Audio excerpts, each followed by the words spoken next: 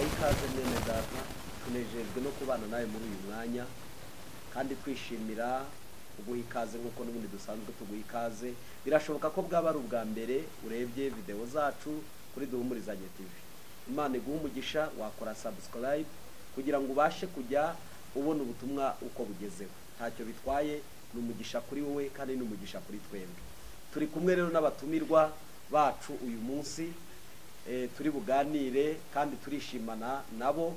Ndabizi ko uragira umugisha ku bwabo, ndabakunda, ni nayo mpamvu ntumira abakozi b'Imana batandukanye kugira ngo tubashe kubana muri uwo mwanya tuganira ijambo ry'Imana ribasha guhindura imitekerereze yacu cyangwa se ribasha kuduhesha umugisha, kuko ijambo ry'Imana riraguhindura rikakubera n'umugisha, kuko iyo umuntu ahindutse aba umugisha akazabera n'abandi umugisha.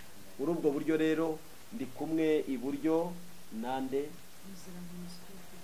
musanzwe mumuzi, ku basanzwe tubana, abaye ari ubwa mbere ushobora kuba ari ubwa mbere mubonye, ariko dusanzwe tubana mu biganiro bya buri munsi. Tuguhaye ikaze Muzirangoni Scovi, Imana igumugisha. Iburyo bwanjye ndi kumwe na nitwa Aniseti niyo mugabo Aniseti, inshuti yanjye nkunda, Imana igumugisha. Bahari abamuzi, hari n'abamubonye bwa mbere, ariko kuri jewe dusanzwe tuziranye, twarabanye mu ivugabutumwa, twarabanye mu buzima butandukanye, dusanzwe tubana, ariko by'umwihariko nagize umugisha ukomeye kumubona hano kugira ngo nibuze dusangire ijambo ry'Imana. Abadukurikiranye kuri televiziyo ya Duhumurizanye mubashe guhumurizwa, mubashe gukomezwa kandi mugabane umugisha ku bwabo. Rero ngira ngo tuganire ikiganiro cyacu, ndagira ngo dufate akanya dusenga Imana. Turagize ibyo tugiye gukora Imana, kuko ibintu byose iyo biyobowe n'Imana bigenda neza. Buriya rero iyo ndebye ibumoso nkabona gender balance, tubaha agaciro kandi turabuba. Muri n'abagaciro cyane, nimwe mwavuze ubutumwa bwa mbere bwo kuzuka kwa Kristo, nimwe mwari n'ubundi rero tubanziriza kuvuga ngo tubanzirize muri uyu mwanya. Imana y'umugisha. Se umwami wacu Yesu Kristo turaguhimbaje, dushimira ibintu byawe bitangaje. Nanone turagarutse imbere yawe mwami, turagarutse mu kuboko kwawe. Ntaba ari twe ahubwo izina ryawe rihabwa icyubahiro, ntaba ari twe ahubwo ushyirwe hejuru mwami, ntaba ari twe ahubwo wumvikane, amavi yose agupfukamire mwami, amahanga aririmba ishimwe ryawe, kandi imitima iduteze amatwi ihindishwe umushyitsi n'ijambo ryawe. Duciye bugufi kugira ngo ushyirwe hejuru. Icyubahiro ni cyawe, ni mu izina rya Yesu Kristo dusenze twizeye, amen. Urakoze Scovia. Ndagira ngo uyu munsi tuganire gukorera Imana.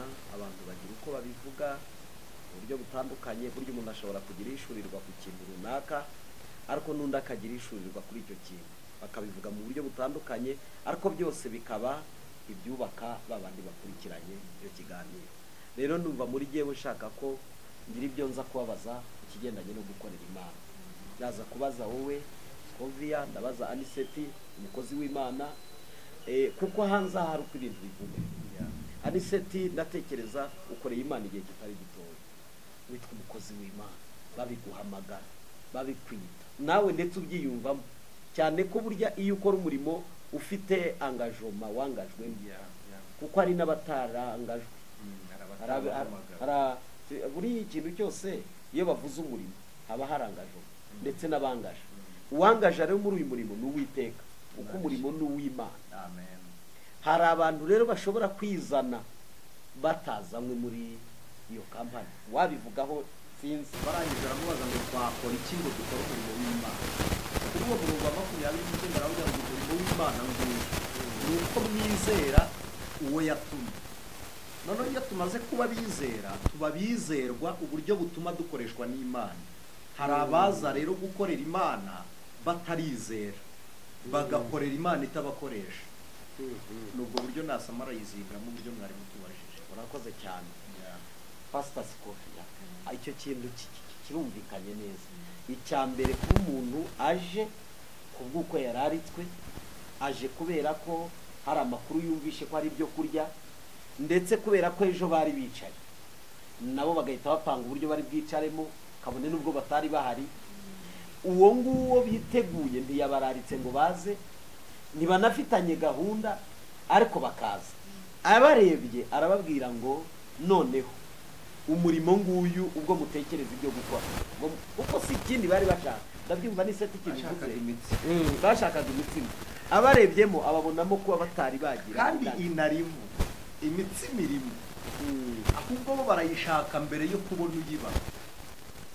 subira mwiteze imitsima mu gukorera imana imitsima irimo noneho inafite uburyohe burenze ubwo dushaka muri iyo mitsima. ariko ikibazo bagize ari naho baje kweshura ni uko bashatse imitsima mbere y'uko bashaka ubaha imitsima. aho niho bagiriye ikibazo.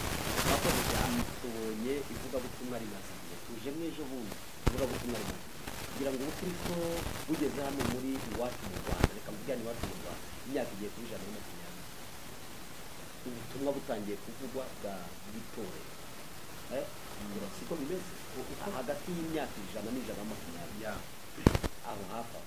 ni ukuvuga ngo itorero rya mbere ubutumwa bukiza, kandi kugeza n'ejo bundi wenda mu myaka ya vuba twari tuzi ko aniseti kuvuga ubutumwa ukambara ikote ry'ibitare, twari tuzi ko kuvuga ubutumwa bukaba bwaguhesha kubona imodoka ari gutangaza. abantu benshi bari bazi ko ubutumwa ari ugukena. niba aniseti Imana imuhamagaye yari afite akazi runaka, aniseti agize ibibazo, aniseti buriya birarangiye, buriya agiye gucura mu musatsi, abana be ntibaziga, buriya birarangiye, n'umugore ntazongera kumubona. abantu hari ishusho bari bafite iyo bitwa ko bamaze kwizera bagatoranywa bagahamagara.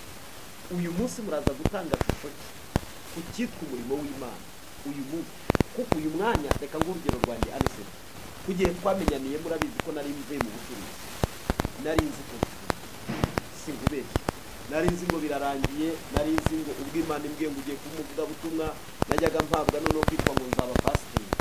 ibyo bintu sinabikundaga, sinumvaga mbivi. kubera iki?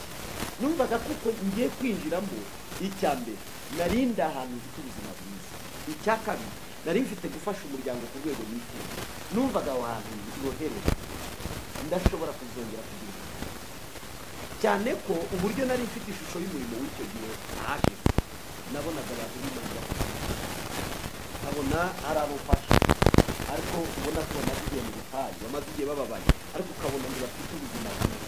ese mwebwe uyu munsi nk'abakozi b'Imana muraza gutanga iyihe shusho imbere y'abakozi y'umurimo w'Imana kugira ngo abantu nibahamagarirwa kuririmba bumve ko bagenda, nibahamagarirwa kuvuga ubutumwa bumve ko bagenda, nibahamagarirwa kugira ngo bagire umurimo w'Imana bakora nk'abizera ntibumve ko bafite igihombo, bumve kwerekana ese ko uyu murimo dukora dushingiye kuri twe tuzaba twicaye hano imbere ya ekara, ese koko uyu murimo abawukora neza kuko bawusize kuko bawukora ashobora kubonekamo inyungu.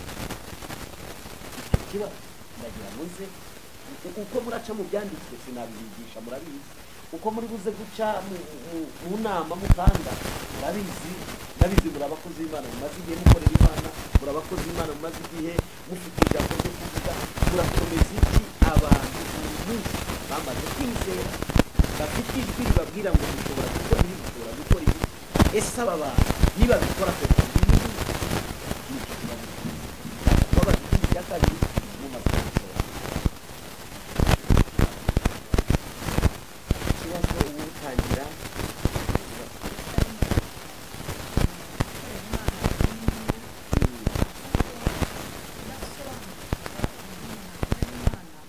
niho biza kugaragara ko abantu bakorera n'aho nta nyungu zirimo. mbese ari dushingiye twe tukinjiramo 95 iki gihugu ukuntu cyari kimeze, umusirikare ukuntu yasaga neza yari ameze, ariko ubu siko ameze n'amahanga icuranye. ni ukuvuga ngo uko basaga byasaga n'igihugu bazamuye, bari bafite ishusho isa n'iy'igihugu isa n'iy'igihugu bari. ni ukuvuga ngo ubutumwa bwiza uko busa bisa naho uri umuntu uri mu butumwa. ako kantu gasobanuye neza kumvikana. ubutumwa bwiza yes. ariko reka tubanze tunarebe umukobwa yasa agenda ahinduka bikurikije uko bwegera. ibintu bivuga murabizi karibu umukobwa yasabwa agenda ahinduka umwami ahabwa icyubahiro Amen. agenda akaraba yambara yisiga Yisiga. arya kugeza ku gihe cy'ubukwe adasa kwakunda n'umurimo w'imana duhamagariye rimwe na ntugire ishusho kuko wumva ijwi ukarikurikira rimwe na rimwe wakabakaba ntubone nyirayo umwami ahabwa icyubahiro Amen. ni nk'uko umuntu yiyumvira telefoni y'umuntu bakundana ariko iyo ageze mu rugo rwe agira gutya ahindura isura uko tugenda dukurikirana ijwi ry'umuntu waduhamagaye twizera ibyo avuganye natwe uyu murimo nibwo ufatika n'impinduka zikaba yesu ahimbaze Amen.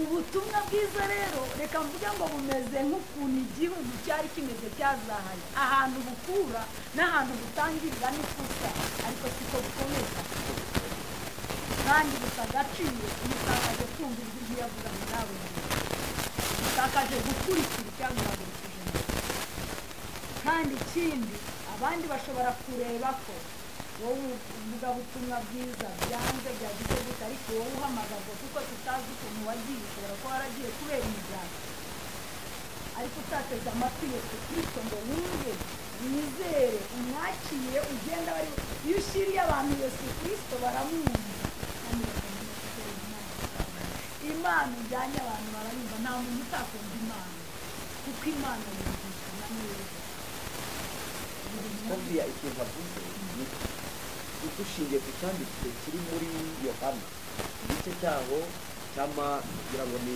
reka tuharebe ni igice cya 20 turi gushaka dore ku 12 na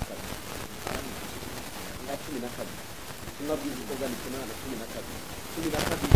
isomo uhereye ku murongo waho wa 26 Umve 26 aravuze ngo umuntu nankorera nkurikire kuko aho ndi n'umugaragu wanjye ariho azaba umuntu nankorera data azamurikira yesu ahimbaze rero gukorera imana icyambere si uko imana ikora gukorera kuyikora iyo wamaze kuyikorera uravuga umurimo w'imana ni ukuvuga uko wamamaza pawulo umusobanuro yigeze kumusanga arambwira ngo ikintu cyatumye pawulo ataracikaga intege mu gihe cyose n'amakuba ngo iyo yabaga ahagaze aboshywe ngo rya jwi ryavuganaga nawe ryaragarutse ngo noneho ryagaruka imbaraga yo guhamya ikiyongera kuruta imigozi rero kristo twumvise tunashyira abantu niwe murimo w'imana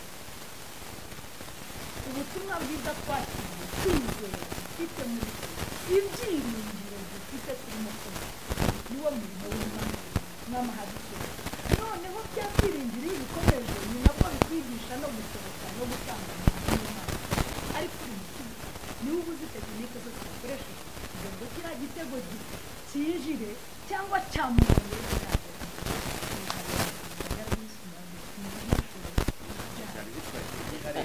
ari iby'imana burya iyo yari guhaye kuri nta kibazo hari uburyo bwo gukora ndaza kukunganira agafu gatoya ishusho y'ubutumwa bwiza n'igihugu nimbivuga bwa mbere kuntera amabuye yezwe n'imana ariko ubutumwa bwiza burenga n'uko igihugu kiba kimeze ubutumwa bwiza buhindura igihugu icyo nshaka kuvuga uburyo bwo gukorera imana ntabwo bwa mbere iyo umuntu amaze kwizera aribyo nahereyeho aba umwizerwa iyo abaye umwizerwa imana imufata nka mudatenguha ukavuga ngo icyo nguhaye uzagishyitsa aho kijyanye bitabujijwe ko hirya y'inzira ye hari andi majwi azuma umuntu ashobora kwitaba amajwi ari inyuma y'umuhamagara cyangwa yo guhamagarwa akadeviya inzira agakomeza gushaka inyungu z'ubutumwa atakiri gukorera uwamutumye noneho harimo n'ikindi iyo dukorera imana ari naho itandukaniye gukorera imana bitandukanira n'izindi kampani cyangwa indi mirimo runaka ntabwo ushobora kujya kwangaja umufundi adafite ibikoresho by'abafundi ariko imana iyo iduhamagara tudafite ibikoresho tuzakoresha mu murimo wayo yamara kutubona ikadushoboza tuzayikorera ko iduhamagara tudashoboye ariko dushobotse. subira mwicyo gihe. Imana iduhamagara tudashoboye, ko iyo igiye kuduhamagara ntireba mu bushobozi dufite, ireba mu gushoboka kwacu, kuko iyo dushobotse mu maso y'Imana tuba dutunganya uburyo bwatuma twikorera. Noneho gukorera Imana ntabwo ari ukuyikorera imbaraga. Abantu badukurikiye kuri Duhumurizanye yibuke ko mu ntego yanyu simbizi, sinzi editorial line yanyu, ariko ihari iyo ariyo yose muri Duhumurizanye ko Bibiliya ijambo ry'Imana biravuga ngo uko murushije kubona wa munsi wegera ngo mujye muteranira hamwe mwaturirana impamvu y'ibyiringiro byanyu, ngo muhumurizanye imitima mubwirana zaburi no kubwirana ibi byanditswe. Rero nibyo turimo. Icyo nshaka kuvuga, ntabwo dukorera Imana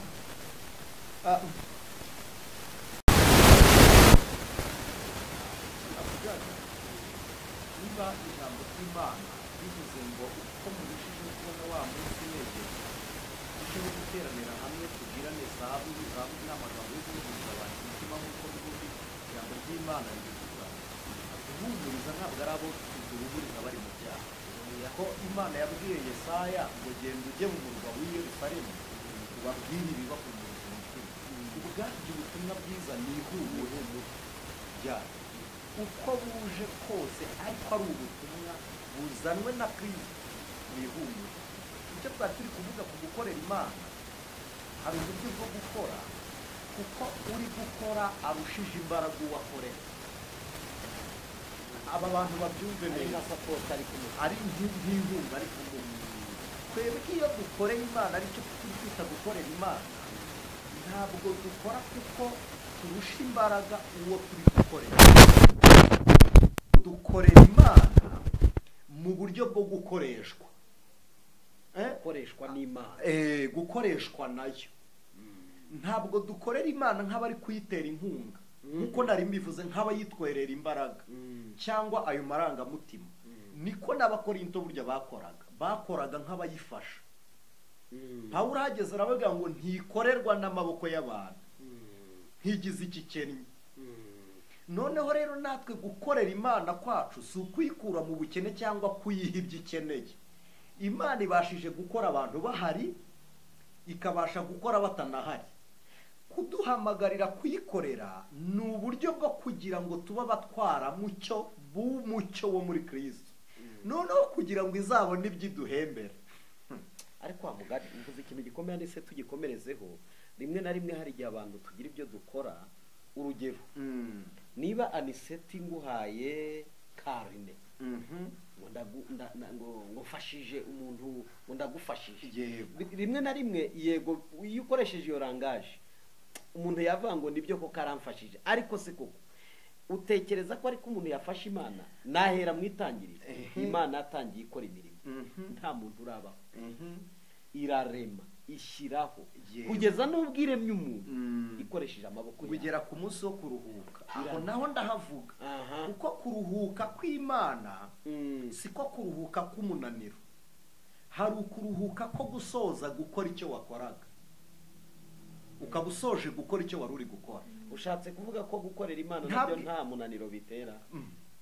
None se impamvu bitatunaniza, imbaraga dukoresha si izacu, n'umurimo dukora si uwacu.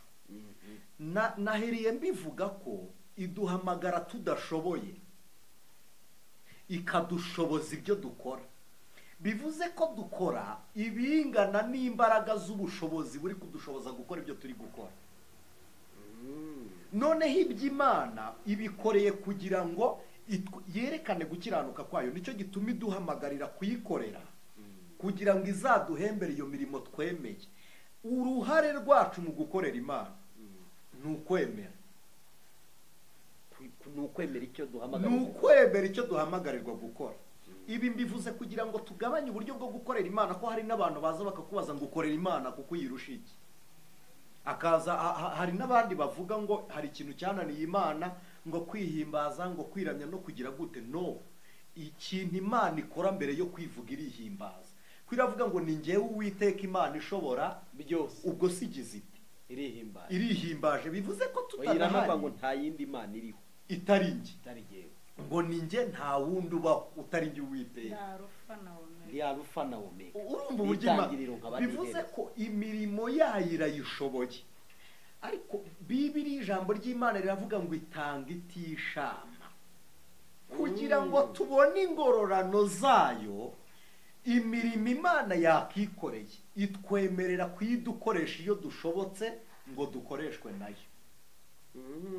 Akaba ariyo mpamvu itwita abakozi, ntibiba bikuyeho ko tubyarwa nayo. Itwisa abakozi kuko twemeye no kuyikorera. no kuyikorera. Noneho kuko ni nayo ubundi objective y'Imana mu kurema umuntu. Imuremye ngo ase nayo agira ishusho y'Imana, narangiza atwara ibiri mu isi. Gutwara ibiri mu isi ni uburyo bw'icyo dukoze cyose tukigaragazamo Kristo. Ntihariye rero ijambo, na Pawulo yaravuze ngo twihesha agaciro nk'abakozi b'Imana bagabura ibyayo. Si uko tuyikorera nk'abari kuyifasha, ahubwo tuyikorera nk'abatoranyijwe nayo gukora uwo murimo utunganye mu maso y'Imana. Ukiri kuri iryo jambo Aniseti, nkwibutse ko uyu mwanya hari abantu badukurikiye bakoze iyo mirimo wenda kuvugaho, uri buze no gukomeza uvugaho, ariko bitotomba kuba barayikoze. Urugero, uribuka ko hari abaririmbyi bavuga ngo igihe naririmbiye, ngo igihe nagiriye gutya, awundi ati igihe natangiye amafaranga twubaka urusengero tugira ibi n'ibi, igihe natangiye ibya 10, igihe natangiye ibi. Umuntu ugasanga na ya mirimo yitwa ko yakoze ayigeretseho kwivovora. Uwo muntu wamufashisha iki muri aya masaha? Impamvu y'uwo murimo ni uko yawukoze ameze nk'uri gufasha Imana, nk'uri kuyiguza. Kuko dukoze nk'abakoreshwa nta n'icyo twari dufite twishyuza Imana, ariko dukoze nk'abafasha dufite kwishyuza. Kuko ubundi hari ikintu abantu bataramenya, aho Imana yagereje uyu mwanya nta deni ifite umuntu. Uzi ideni Imana ifite ku isi ni ukugaruka kwa Kristo byonyine. Ushatse kuvuga ko amasezerano abantu bafite rero Ubundi se badashobora kugira icyo babaza? Ayo masezerano tuyakurahe? Tuyakura ku Amasezerano isi yahawe ni 3. Gucungurwa Yesu yarabikoze. Amaze gucungurwa azutse yaravuze ngo ndabaha umufasha nzawohereza. Umufasha waraje ari wo Mwuka Wera. Isezerano rya 3 risigaye ni ukugaruka kwa Kristo ariko gutwara umugeni. Noneho andi masezerano yitwa ibidashyitse. Birya Paulo yavuzeho mu Rwambere rw'Abikorinde Ko yaravuze ngo iyo igishyitse gishyitse, ikidashyitse gikurwaho. Bivuze ko Kristo yanagaruka hari umuntu uri gukora kuri drapeau national, ari kurahira agiye gusezerana, bikarangira atagiye mu rugo. Ibyo byatuma Yesu ataza. Bivuga ngo hari n'umuntu uyu mwanya Yesu yagaruka ubukwe bwabaye batari binjira mu nzu, bikarangirira ubukwe bwe ntabwo buryoshye nk'ubukwe bw'umwana w'intama w'Imana.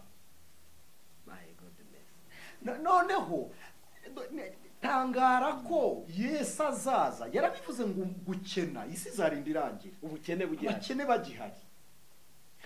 None icyo nshaka kuvuga ni iki, uretse na mariage n'ingumba yari igiye kubyara, ushobora kuba uri mu kinya baguteye iki, kandi ari umwana wa mbere, Yesu akagutwara utaramureba. Kuko ubukwe bw'umwana w'intama buraruta gukorera Imana. Impamvu twebwe tubikompara n'ayo masezerano nuko turi kureba amasezerano y'ibizatubaho kuruta ibizabera twebwe mu ijuru. Iby'Imana itegereje kuzakorera mu ijuru twarabifashe tubigurana n'ibyo dushaka kwizakorera inaha. Niyo mpamvu abantu bananirwa bakagwa, kuko impamvu bagwa nuko bajya kwishyuza Imana, bakayibwira iti wavuze ko uzakora ibi, kuki utabikora? Uzi impamvu Imana ibivuga? Si uko ari isezerano rikuru dukwiriye kwiringira, ahubwo ibivuga kugira ngo tumenye ko mu nzira yacu nayo hari iby'Imana yibwira kuri twe. Aniseti, ndibaza hari abantu bari buze kugutera amabuye, ndayatega umutwe. Ayo ndayatega kuko uyu mwanya hari abantu yumva mbere yuko uyu mwanya, reka ngo urugero, nigeze ndi mu rusengero ndavuga, nari ndi kwigisha ndi kuvuga ubugingo bubona Imana cyangwa se buzabona Imana ko buruta ibyo kurya. Ndavuga ntuyu mwanya birambaye ngombwa ko Imana ivuga ngo nihagire uwiteguye aze tugende, ninde wagenda? Urusengero nabonyemo abantu nka 2 bagize batya batera agatoki hejuru, ntabandi se ngo ari cyo tugitegereje. Sinzi uyu mwanya ibi bintu uvuze nubwo ariko kuri niko kuri kuzuye, ariko turagira ngo dukure abantu ahantu baguye. ndibuka nshyingirwa wari uhari, Nari impari. ubukwe bwanjye Nari warabutaye. impari. Pasiteri ansezeranya amaze kwambika madamu w'iwanjye impeta, Yego. yarambwiye ngo ko ukunda kutwigisha gutaha kw'abizera, ngo ubu noneho wakemera ugapfukama nkagusengera ukagenda. Iryo jambo naramubwiye ntumugore njyanye mu rugo ari ubwa mbere ngiye kubana nawe, ntabwo aruta ko nabana na Kristo mu ijuru. Navuga ni niba Imana ishimye ko ntaha nagenda, kuko niko kuri nta kintu kiri mu isi kigereranwa n'ijuru. Icyo nshaka kuvuga, muri Babuloni Abisiraheli babayemo bagira umuhanuzi witwaga Hananiya, arababwira ngo nimureke guhinga, ngo nimufure imyenda, n'abayifuze mushobora gutaha muri Yerusalemu itaruma. Yeremiya hageje arababwira ati hoya nimugende muhinge kuko muzatinda inaha. baramwanga icyo gihe. Noneho bigera no ku rugero arababwira ngo iby'Imana yababwiye kwari ukugira ngo ibareme agatima k'ibyo muzabona hanyuma. 29:11 Yeremiya. Ngo najyaga kubikora ntavuze, ariko nabivuze kugira ngo mbareme agatima. Ibyo biturema umutima, ndagira ngo nkubwire ko hari igihe Imana ibivuga ntibisohoze, itabisohoreje ko iriganyije, ahubwo igasohoza ibiruta bimwe yadusezeranije. Ahubwo se inshuro nyinshi isohoza ibiruta bimwe yatubwiye. Noneho ibi biruta rero biri mu isezerano rikuru ko yaravuze ngo muzabona ibi biruta. Kuko Bibiliya ivuga iki? Iravuga ngo ibasha gukora ibiruta cyane ibyo mwibwira, ibyo musaba, n'ibyo mutekereza, nk'uko imbaraga zayo zikorera muri twe.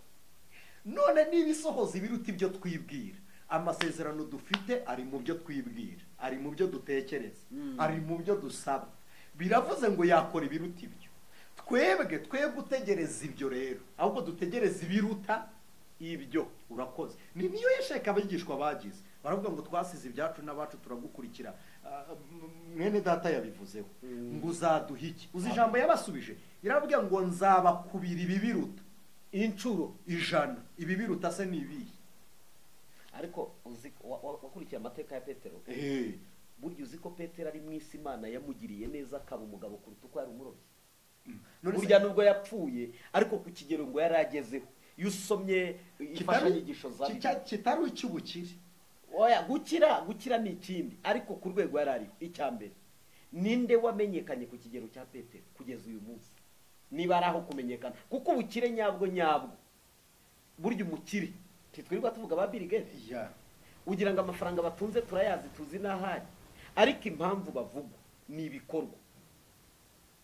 Kuko ubukire ubundi cyambere, ubundi si ubukire ni icyo twanagihera kure, icyo twaba tunagihereye kure, kuko Yesu aza ntabwo bari abagabo nyabagabo, ariko aravuga ngo mwuka nabamanukira. Icyo nacyo kirahaje, muzaba abagabo nyabagabo. Anise, wenda ushobora kuba uyu munsi utazi ishusho y'umurobyi. Ntabwo umurobyi ngewe iwacu duturiye ikiyaga.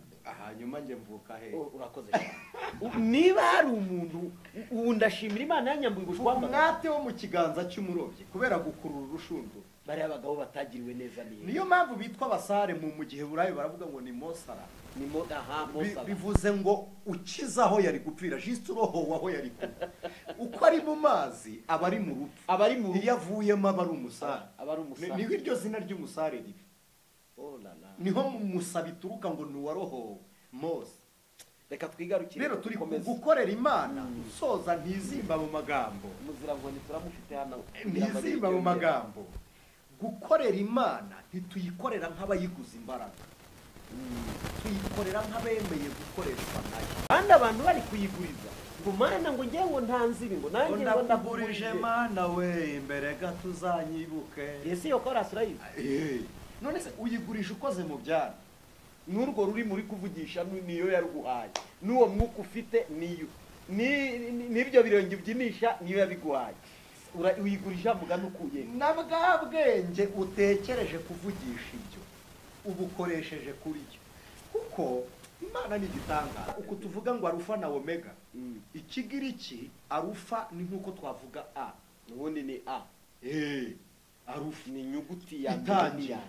Omega ni isoza. Ubwo ni nkuko wajya kuvuga ngo Imana ni A, ngo Mana uri A.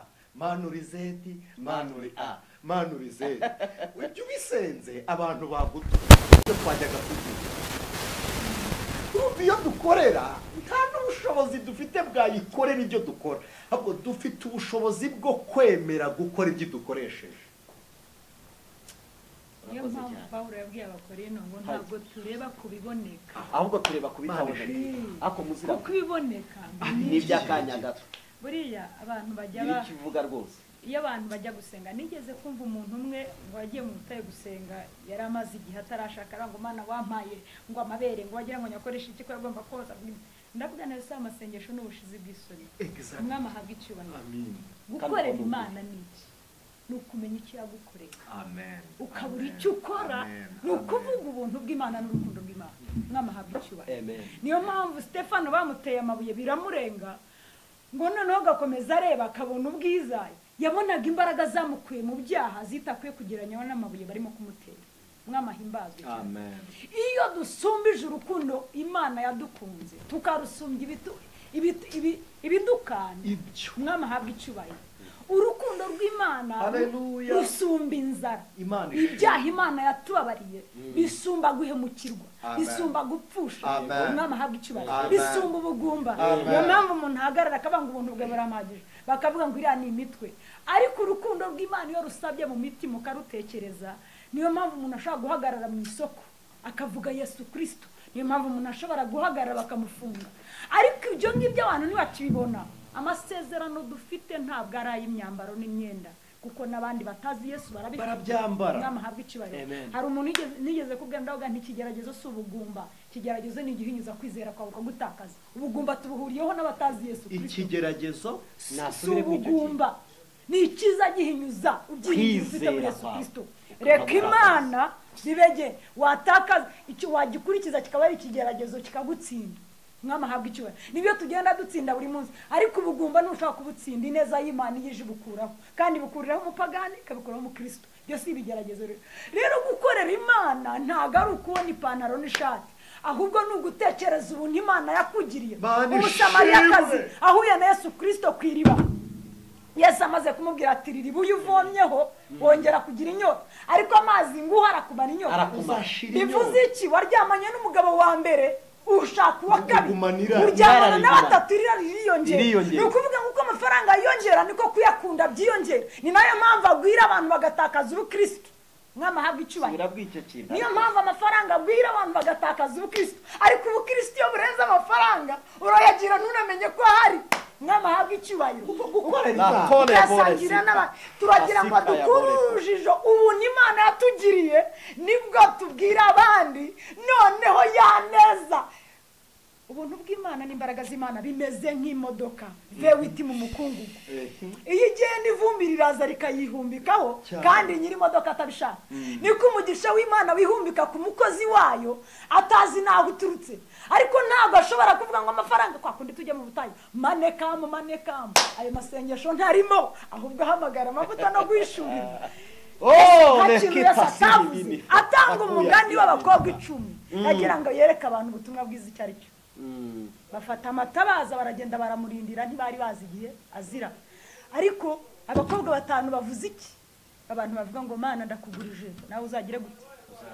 Bashizemo bagereranyije igihe. Turabizi saa 7 ziragera, yagize gute? Yaje amavuta arahagije. Ariko kuko yavuze ngo mutazi umunsi n'igihe, abandi batwara amatabaza, batwara n'andi mavuta, batazi igihe azashirira. Umwami ahabwa icyubahiro. Niko gukorera Imana bimeze. Yesu ahimbazwe cyane. Iki kiganiro cy'uyu munsi niko gukorera Imana bimeze. Umugore na ko iyo dusezerana bakubwira ngo muzabana mu bibi n'ibyiza, ariko ntibavuga ngo mubyaye abakobwa n'abahungu, kuko bazi ko ibyo bishobora kutagira kutabona. Ni ukuvuga ngo kubana n'umugore n'umugabo birenze kubyara. Yesu ahimbazwe cyane. Kuko ubundi nta nubwo byari buturuke mu mugore cyangwa mu mugabo. Abana bari kuremwa nk'uko iki byagize bite, kuko gupushinga no gutwita byaje nyuma yo gucumura. Ni nayo mpamvu kutabyara byaje kugira ingaruka ku bashakanye. Yesu ahimbazwe cyane. Amen. Kuko byabavuye mu bundi byari kuva ku Mana, ntibyari kugira ingaruka. Byari kuva kuri Yesu ahimbazwe cyane.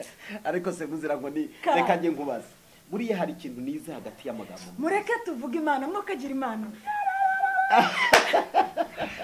hari ikintu nize anisete hagati y'amagambo muvuze mu by'ukuri Pawulo hari ijambo yavuze yandikira abafilipi igice cya 3 ku murongo wa 7 yaravuze ngo ibyarindamu yanjye byampindukiye igihombo. ngo nabitekereje ko ari amase ino naravuze ngo nabitekereje hari ijambo yavuze yakoresheje mu ibyarindamu yanjye nabitekereje ko ari igihombo kubw'ubutunzi kubwo kuronka ubutunzi butagira akagero. noneho nasigaye nibaza wumva uwo mugabo wahisemo Kristo no kumukorera aba asanze ari ubutunzi budapimwa.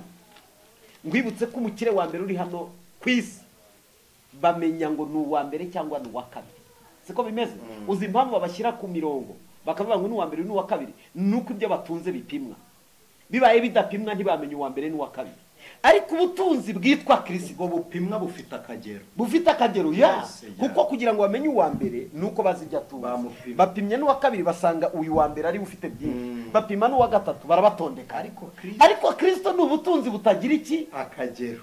Ni ukuvuga ngo rero dore ikintu kibabaje ni ukubona umuntu gukorera Imana abyita ko ari ukuyoba, akabyita ko ari inzara, ari ubutekamutwe, ari noneho hari icyo bavuze ngo ni business. Ariko Anise, iri jambo ryitwa ngo gukorera Imana ni business wabisobanurira iki abantu? Reka mvuge ngo niyo. Urakoze cyane, nanjye ndagushyigikiye kandi nziza itumye turi proud w'umurimo wa Kristo. Ahubwo ikibazo ni kimwe, ni ukubigira business udahamagariwe kubikora, cyangwa se ukabigira business utaramenya igishoro. Kuko umuntu wese ajya muri business afite igishoro. Bwa mbere hari abashora ubwenge, hari n'abashora ibifatika. None twe dushoye umuhamagaro, ariko kumenya Kristo wayi bifite inenge, kandi n'uyu uri muri business atari yayitu. Ahubwo ikibazo ni uwukoresha mu buryo butari inyungu za Kristo. Icyo nicyo kibazo. Kuko gukorera Imana muri ubu buryo tuze gukura abantu muri uru rujijo tutabitwara spirituel gusa no mu mubiri bikanga. Hari ugukorera Imana ukoreshwa nayo mu buryo bw'umuhamagaro wivuga butumwa nk'uko tuvuga Kristo. Hari no gukorera Imana witanga, imibiri yanyu muyitange ibi bitambo bizima byera bishimwa n'Imana. Abari ko gukorera Imana kwanyu gukwiriye kimwishushanye gereka ko nabiki gihe ahubwo muhinduke rwose mugize imitima mishya. Amin. Arumva uko ni ugukorera Imana. Noneho uburyo bundi bwo kuyikorera ni ugukora mu byo wahawe. Kuko abantu bose nimusoma Bibiliya, ntabwo abantu bose, urugero ubucuruzi dufite aho twita mu commercial mu mujyi wa Kigali, ntabwo abantu bose bazakorera Imana bazavayo ngo baze mu ivuga butumwa cyangwa bajye mu rusengero nk'uko umuzira ngo nari umuganga ukaba uri umushumba, nkaba ndi evangeliste cyangwa missionnaire nk'uko bikora. Ahubwo ngewe mba nuri missionnaire kuko buriya ndiwe naranabisigiwe. Mva nkubwire niba utari wize icya mbere ndi umunyedini, sinzana bawe kwa Cindara Yesu. Buriya ubu umunyedini hari ahantu utagera, ko nkizwa hari ahantu utakandagira kuko idini reka ndeke umusozi w'idini. Komeza reka sinakijijwe ibyaha, nta byaha nari nakoze. Sinzi inzoga ngo ndayihana, nakijijwe ahubwo idini. Nicyo cyatumye mpindura idini mfata Kristo. None icyo nashakaga kuvuga, ntabwo abantu bose bakorera Imana bazava mu kazi barimo ngo baze kuvuga ubutumwa. Ahubwo no gukorera Imana hari ugukora mu nyungu z'ibyo wungutse muri ka kazi, ugakora umurimo w'Imana. Aho niho ruzingiye. Ko noneho nimusoma Abisiraheli bava muri Egiputa, ntabwo bose burya bahawe gakondo muri Isiraheli. Mose yagabanyije imiryango ayiha gakondo, ariko ageze ku muryango w'Abalewi aravuga ngo ibyo kurya byanyu na gakondo yanyu ngo izaba imirimo yo kugicanira. Ahubwo Aniseti, ndagusabye, kubera ko uyu munsi abantu aho hantu bahafite confusion ikomeye cyane. Abantu iyo mirimo yo kugicaniro hari abayikora, mumbabarire ntawe nteye amabuye rwose, kandi nanjye ndimuyantere na Anise turabisobanura rwose, ndimumutera amabuye niyewe namuzira nkoni. Kuko uyu mwanya ndagira ngo nkubwire, birakwiriye ko umukozi akwiriye iki? Ibihembo. Siko biri bivuga, ni Paulo wabyandikiye Timoteyo. Ndetse Bibiliya iravuga ngo ndimugahambira umunwa w'inka igira ute? Ihonyo. Uzi icyo bisobanura? Ngo kera bahingishaga inka barangiza bakayihambira ikintu ku munwa kugira ngo itabasha no kurya kuri twa tuntu. Ntabwo ari kera n'uyu munsi niko babikora. Barazihemukira. Niyo ibihinze, niyo itunganije umurima, niyo ikoze byose, uyihambire n'umunwa ngo itarya ko tuntu nibuze ngo nayirebe ko yahumeka. reka nkubwiye Anisete, iri jambo nkubwiye ndagira ngo turisobanure. Ntibikwiriye ko Anisete avuga ubutumwa nk'ubwo uvuga ngo wicwe n'inzara, hari abo wabwirije ubutumwa. Ntibyari bikwiriye kubura umwambaro, hari abo wabwirije ubutumwa. Ntabwo byari bikwiriye kubura amazi yo kunywa. Reka mvuga, Yesu yigeze kubatuma muri Luka 10, aravuga ngo n'uzabasomya ku gacuma k'amazi akonje kandi ntazabura iki. Ese yarazi ko firigo zibaho? azabura umugisha. Yarazi ko firigo, Yesu yarabizi ko firigo zizaba Alpha na Omega. ni Alpha na Omega. Urakoze Mu cyane. itangiriro Rero ndagira ngo dusobanure aka kantu, muze ku uravuze ngo kuko umuntu wese witwa karumure abarewe nditu sinza kuvuga ngo ndumure wigenyine, kuko hari ibintu twihariye abapasiteri. Tarabati ibi ni ibyacu, uyu weho ya n'uyu ya n'abapasiteri usobanura. Pastoral, izina pasiteri ni izina, ni titre ariko iri muri pastoral, iri muri pastorali, ariko byose biza muri evangelization. Ko Yeah, pasiteri n'ubundi niho n'umuvuga bigaruka, butumwa. n'ubundi ni Ni evangelist. ubutumwa. Yeah. Noneho Roma ijya kubikereya Mm. yakreye ijambo ryitwa layiki, umurayiki. Yesu niryemera ririya jambo. Biravuze ngo ni Yesu ugukora. niryemera. Juste nabo bari kreya kwari ukugira ngo indulgensiya ikoreshwe, padiri bari utanga imbabazi zishyuwe Ari we wenyine binyuze. ahubwo niyo mpamvu babujije abandi gukora imirimo y'ubutumwa bwiza, Babita abalayiki. banabuza abantu gusoma Bibiliya. Ikintu kiziya yakoze, iryo kosa yararikoze, iravuga ngo Bibiliya ni igitabo gitera akaga, mujye mukireka mugisomerwa. Babuza abakristo gusoma Bibiliya, Ubundi nibyo ariko babaha inyandiko zibigisha kujya gusaba imbabazi na purigatori irimo no kuzisabira abapfuye. Noneho abakora imirimo itari muri biro bayita barayiki, biravuze ngo ni abakora icyo baterejwe gukora. uzi iryo jambo kuntu atari ryo, ari n'amamvu nakubwiye ko atari ryo. Ubundi uvuga ko uwo muntu akora umurimo aterejwe gukora akawukorera kandi atarawera. Ahubwo ninde weza abakora umurimo w'uweje? Abakora uwo murimo w'uweje ninde ubeza? Aho point d'interrogation. Taza gukoma rutenderi ku idini. Ubwo Oya, se kuko babwirwa idini n'iki ko umuntu yerejwe gukora uwo murimo. Anisete wibuke ko ari uko twareze. Mushumba higishije ngo nsenye idini nubaka ubwami, ntacyo naba maze mu isi y'ubutumwa. Urakoze, go ahead.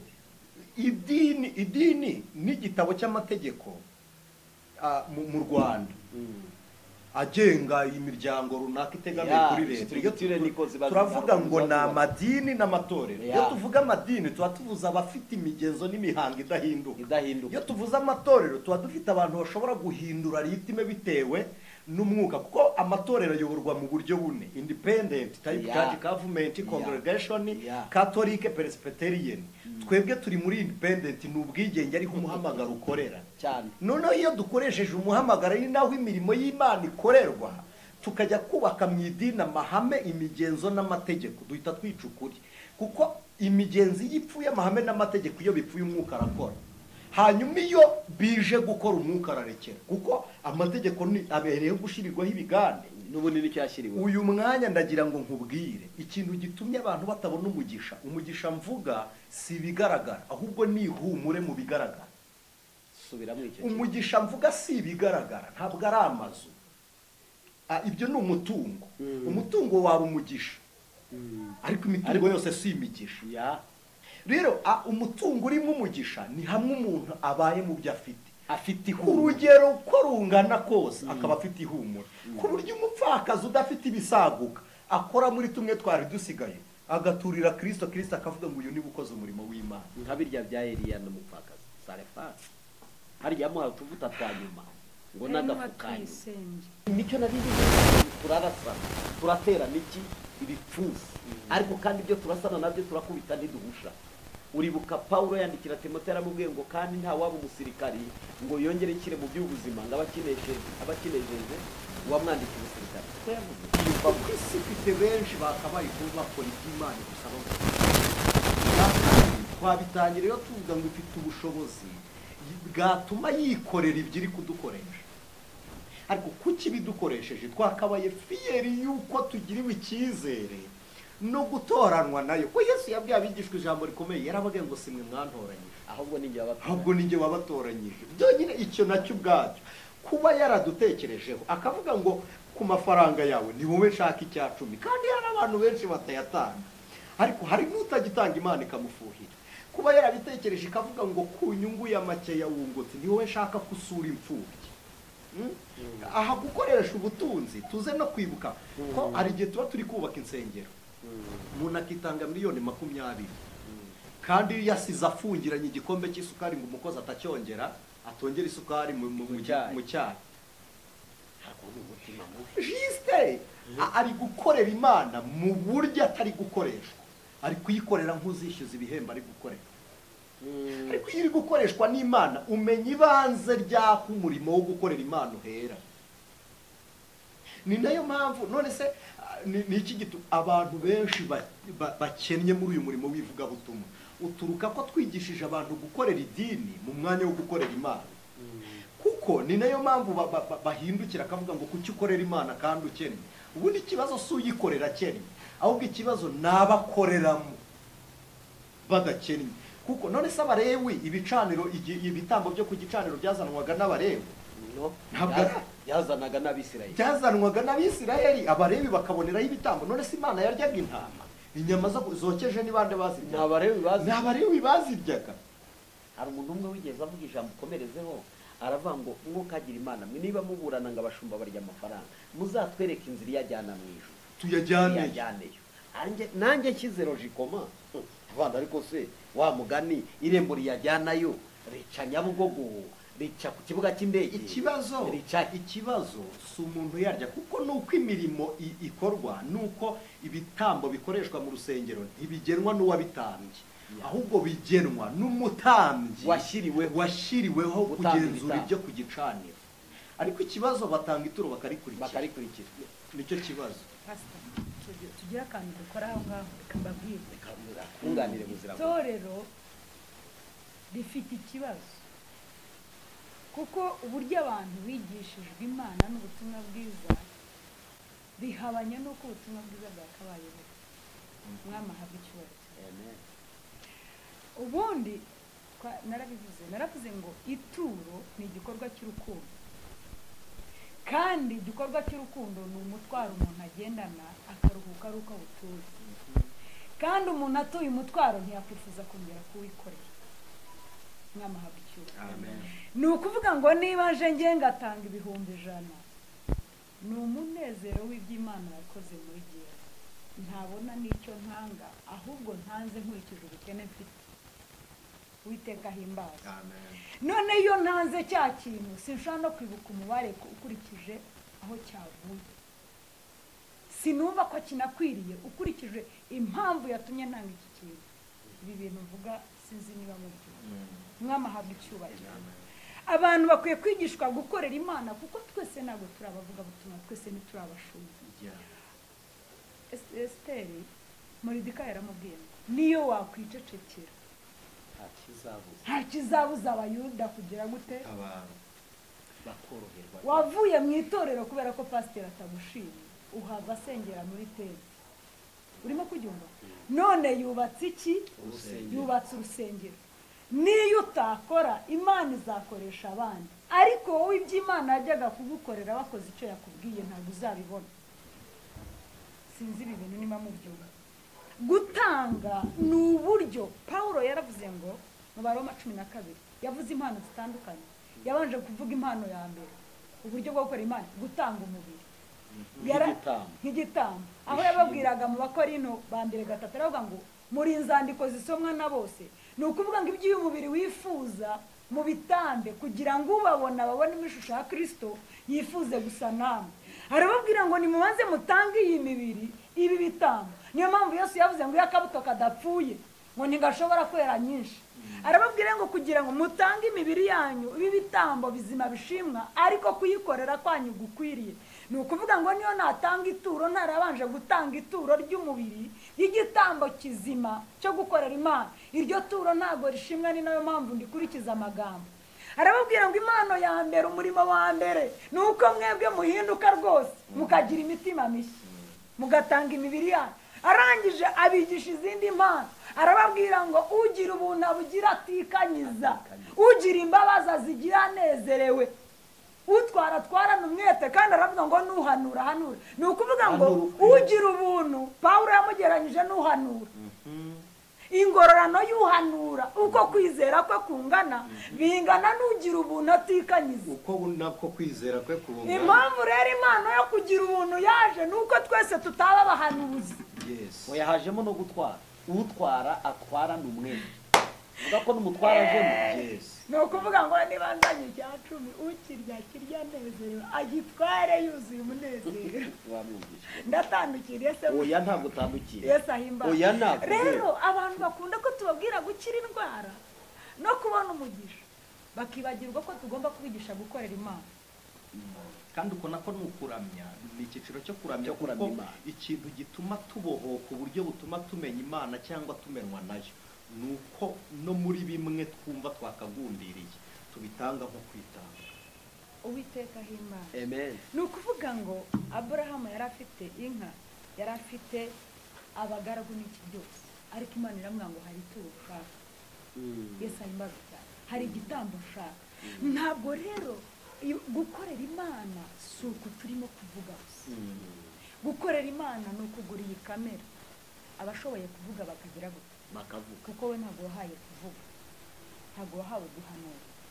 Umwami ahabwa icyubahiro. Amen. Hari umugisha w'abahanuzi, hari n'umugisha w'abagira ubuntu, hari n'umugisha w'abakorota, n'abazamu. hari n'umugisha w'abazamu, ese Moridekayi yavuye ku irembo hari n'umugisha w'abahanagura w'abahanagura urusengero. urusengero. Umwami ahabwa icyubahiro. Amen. Hari n'umugisha w'abahindura amarido, hari n'umugisha w'abahindura Ikintu intebe. gitangaje, uzi ko nta muntu n'umwe muri abo urusha undi umugisha. Ntabwo bibaho. umuntu wese agenerwa uwo. Bose umugisha uturuka mu bwami, kandi umugisha uza ugukwiriye ku rwego hirya y'umugisha uhawe n'Imana ntihaba hariyo kwifuza ubundi. Uza abantu Imana yahinduriye ubuzima kubera gukoropa tuwarete zo mu rusengero.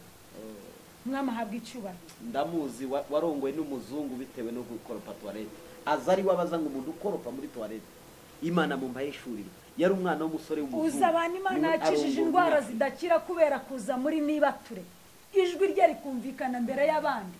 Kandi nibature atari gahunda y'urusengero bakavuga ngo nzajya njya muri nibature. Imana yumva ijwi ryayo. Abantu bazi ko gukorera Imana ari uko tuvuga. Imana yatanze impano mu buryo butandukanye. Niyo mpamvu ugira imbabazi azigire anezerewe. Ni ukuvuga ngo nugirira umuntu imbabazi ukamureba ukavuga uti uyu muntu akwiriye, nukimuha ngo ukimuhe unezerewe. Mwama Anisete, hari ikintu ushaka ko uri bwongere? Ni nayo mpamvu yego Hari ijambo riri muri Korinto ndagira ngo tuze kurihuza n'aya magambo Muzirango navuze. Urwa kabiri rw'Abikorinto igice cyaho ngira ngo ni icya 9 n'umurongo waho wa 5 n'uwa 6 kumanuka kugira ngo utubwire, kuko hari amagambo abantu umuntu avuga bakavuga atari kubona ubutekano. Uyandebere mu rwa kabiri Paulo yandikiye itorero ry'Ikorinto, ugira icyo yatwongereraho kuri aya magambo Muzirango nafite muyahuze. Igice cya 9, igice cy'9 ku murongo waho wa 6 umanuka ugere ngo kwicuma. yaravuze ngo ibyo kugaburira bera sinaruha mbibandikira, kuko nzi umutima wanyu ukunze ari wo mbirataho mu Banyamakedoniya. Babwira yuko Abanyakaya bamaze umwaka biteguye, kandi ko guhirimbana kwanyu kwateye benshi umwete. Ariko natumye bene data abo kugira ngo uko kwirata twirata mwebwe tutazapfa ubusa, kandi no kugira ngo muzabe mwiteguye nk'uko nabibabwiye. Kuko ndashaka ko twebwe simvuzemo tuzakorwa n'isoni z'ibyo twiringiye. Niba Abanyamakedoniya bamwe bazazana nanjye bagasanga mutiteguye, nicyo gitumye nibwira yuko nkwiriye kwinginga bene data abo kumbanziriza kujya iwanyu, ngo babanze gutunganya iby'ubuntu mwasezeranijwe kera, bibe byiteguwe nk'iby'ubuntu koko, bitameze nk'iby'ubugugu. bitameze nk'iby'ubugugu. Ukomeze kuri 6 wumva. Ariko ndavuga ibi ngo ubiba azasarura bike, naho ubiba nyinshi azasarura byinshi.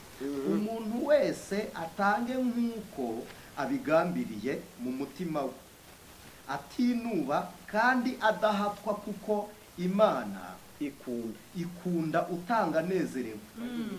Kandi rero Imana ishobora kubasohozaho, kubasazaho ubuntu bwose, kugira ngo murusheho gukora ibyiza byose mufite ibibahagije muri byose, nk'uko byanditswe ngo yaranyanyagije aha bakene gukiranuka kwe guhoraho iteka ryose.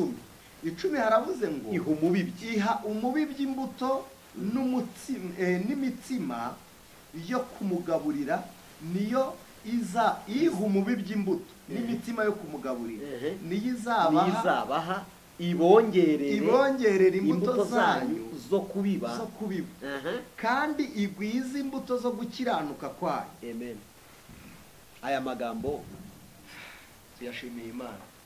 yewe nari nsanzwe nyaza, ariko njya tekereza yandikira itorero aribwira ngo muramenye dore Makedoniya. Amakuru urimo kumva ku murongo wa 11 ngo namwe mutungishwa muri byose, ngo mugire ubuntu bwose butuma Imana ihimbaza. Igituma mutungishwa mufite ibyo mufite ni ukugira ngo mugire ubuntu bwose bituma Imana ihimbaza.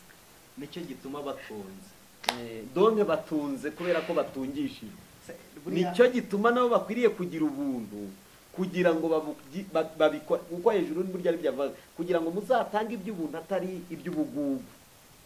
Wibuke ko watungishije mutabihaswe n'abantu, mutabitegetswe, kuko Imana ikunda umuntu utanga anezerewe, kandi ubiba byinshi azasarura byinshi. Yaberekaga uburyo umuntu yabikoranye umutima ubikunze, birya tujya abona inyungu. Ari naho wenda turi buze gusoreza ziriba ntihuse. Nibyo rwose. Ariko kuko abantu benshi impamvu batabona inyungu yo gukorera Imana muri wa muhamagaro twabonye wo guhamagarirwa kuba umubwirizabutumwa, umuhanuzi, umwigisha ukoresheje impano, hanyuma n'uyu munyamuhamagaro tubonye ukoresha ibyo yungutse nawe ntabone inyungu yabyo. Ari nayo mpamvu abantu bategereza inyungu bakazibura. Ahanini bamwe babikorera kwigaragaza imbere y'abantu, bwa kabiri bakabikorera ko babitegetswe, babihaswe, batabwirijwe na bwa buntu bw'Imana buri muri bo. Noneho bwa gatatu bakabikorera kwishyuza Imana, batazi ko ibyo bizanwe no kugira ngo Imana yubahwe. Haleluya. Bakabikorera nk'abari kuyifasha. None ikindi gituma aba bantu batabona inyungu zo gukorera Imana kandi zihari, Bibiliya yarazivuze 3: ubukire, icyubahiro n'ubugingo. Reka tuhavuga aho hantu baze kwasoma mu Migani 22 umurongo wa 4. Aravuga ngo umuntu ubaho Uwiteka akicisha bugufi, ingororano ye n'ubukire n'icyubahiro n'ubugingo. Tiwumva ko ubugingo buje ari igihembo cya nyuma. Uretse kuvuga ngo cya nyuma, umwanditsi w'Imigani yabikurikiranyije gutyo abitondekanya, nuko aho yarari jise ukiri mu isi agaragaje ibizabanza, noneho na nyuma ashatse kuvuga ko bitazarangiriraho, n'ubugingo buzakomeza kubaho. Noneho ikintu gituma rero izi nyungu zicogora abantu bakaziburiramo, bakabura inyungu yo gukorera Imana, bikaba igitutsi, abandi nabo bakabijyamo besikoroka, aribo bagaragaza ya shusho mbi y'umurimo. Uretse ko niyo abantu baba igitutsi, umurimo ntuba igitutsi. Niyo batuka umurimo w'Imana wo ntutukwa, niyo bawangiza ntiwangirizwa, niyo banawushyingura ntunabora. Bagerageje kuwuhamba ari we Kristo yarazutse, kandi niwe soko y'umurimo. Rero bizanwa na ba bandi baje gukorera Imana bataraba bizerwa mu maso y'Imana, noneho bakagena amategeko aremerera abantu, bikaba ngombwa ko abandi nabo batangira kugongwa n'aya mategeko, bagashaka, kuko byanze bikunze iyo umuntu akoze ari igihembo agomba guhemba, aricyo akenewe. Ariko impamvu ibihembo bikwiriye umukozi wa Kristo nuko atazanwe no gushaka ibihembo, yazanwe no gukorera Imana. Noneho ibihembo bye bizaturuka ku bagiriwe ubuntu.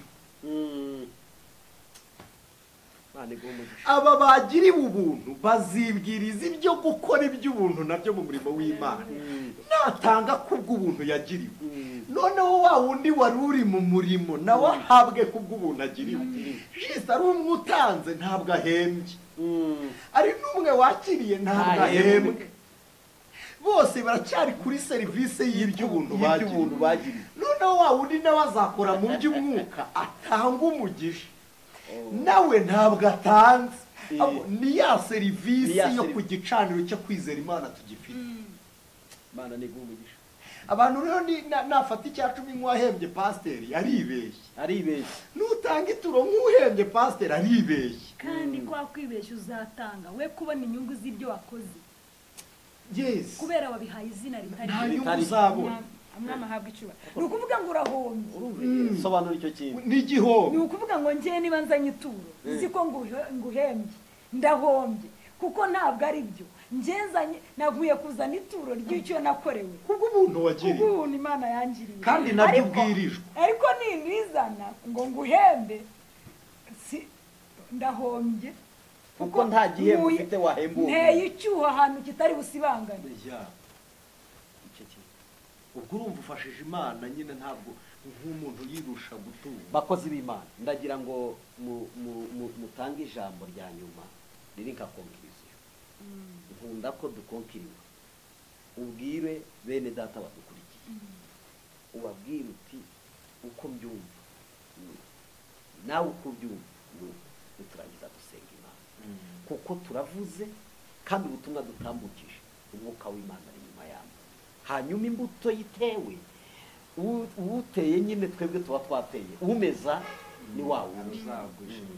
Munyemerere Aniseti nguhere, niki watanga kuri message yanyu ku muntu udukurikiye muri uyu mwanya? Bwa mbere Imana ibaha umugisha ko badukurikiye. Hanyuma ikindi cya kabiri, kugira ngo umuntu akorere Imana, twahereye Yohana 6:29 hatubwiye ngo umurimo w'Imana ni ukwizera uwo yatumye ari we Kristo Yesu. None iyo tumaze kwizera tuba bizerwa, kuko iyo tumaze kwizera tuba duhawe Kristo. Iyo tumaze kumuhabwa twizerwa n'Imana ikadutuma kujya kumuvuga, cyangwa se kwizerwa n'Imana ikadutuma kujya gukora aho dukura inyungu runaka. Ariho twagiye tubona ko gukorera Imana burya si ukubwiriza gusa, si ukugira gute, no mu bucuruzi wakorera Imana, ku ishuri urayikorera, aho tubaye hose kubwo kwizera n'umurimo w'Imana. Rero igihari dukorera Imana nk'abadashaka guhembwa ibihembo Imana iduha none.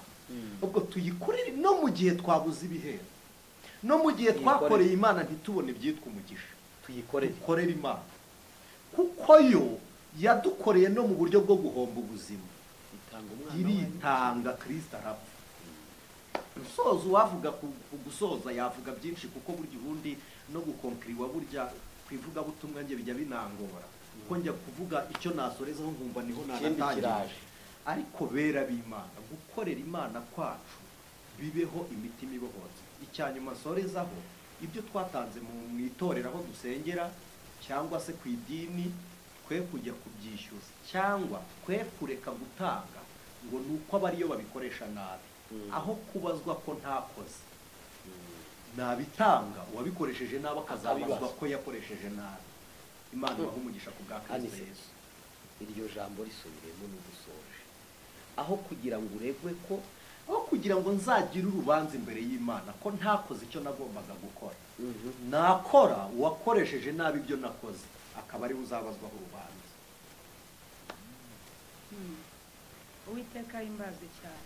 Icyo navuga ni uko umuntu wese ahari ku rwego rwe, mu bwenge bwe, mu gihe amaze amenye Kristo, ni umukozi w'Imana.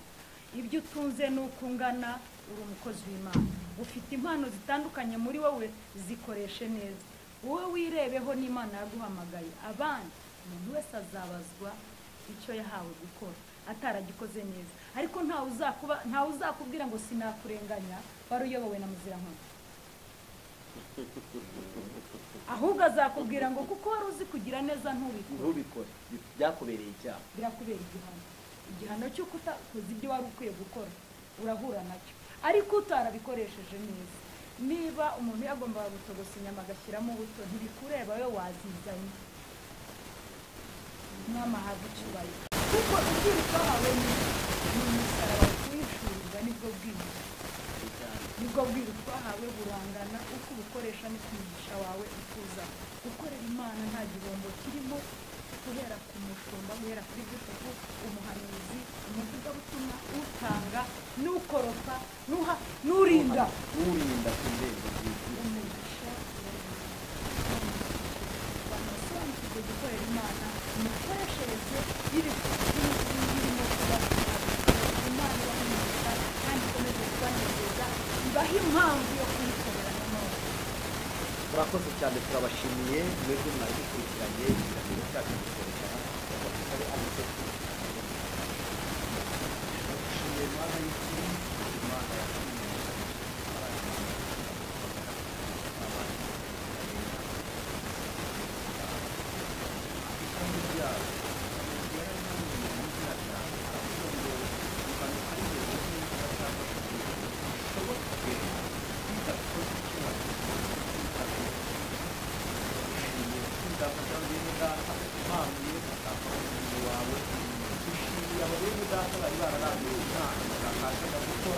dushimiye abakurikije bari baraganishije ikiruta byose z'abarwayi imiti ikomeretsa abantu b'ubuzima bukikira n'ubuganirize ugomba